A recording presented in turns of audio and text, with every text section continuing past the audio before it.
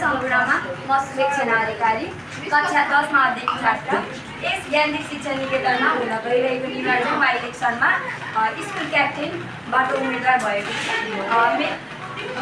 मेरो चुनाव चिन्ह रहेको छ फुटबल। हामीले भनेर भन्दा पनि गरेर देखाउनुपर्छ भन्ने मलाई लाग्छ र मेरो एजेन्डाहरू यस प्रकार रहेको छ। खेलकुद सामग्रीको उपलब्ध कमी नहुने। हाम्रो विद्यालयमा 2टा ब्याडमिन्टन त छ तर त्यसको लागि कप उपलब्ध भएर छैन। पहिला पनि हाम्रो भलिबल थियो तर अहिले बाहिर निकाल्दा भलिबल राम्ररी खेल्न पाएको छैन। मेनली गरी त फुटबल राम्ररी हाम्रो स्कुलमा ग्राउन्ड पनि छैन र खेल्न पनि पाएको छैन विद्यार्थीहरू। कम्प्युटर ल्याबमा तीव्र गतिको वाइफाई एवं राम्रो सफ्टवेयर व्यवस्था।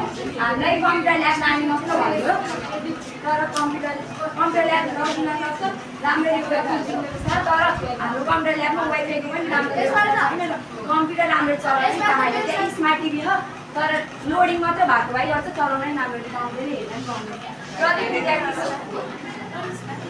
प्रत्येक विद्यार्थीको लागि विज्ञान प्रयोगशालाको उपलब्ध गरिने। हामीलाई स्कुल न साइन्स ल्याब पहिले लैन्छ र साइन्स पढाउने र आफूलाई हेर्नको लागि साइन्स ल्याब लाँदैन र साइन्स ल्याबमा नराम्रो सफा र त्यसको लागि सफा गरेर सबै विद्यार्थीहरूलाई साइन्स ल्याब उपलब्ध प्रत्येक विषयहरूको लागि छुट्टै कक्षाको व्यवस्थापनका लागि पहल गर्ने।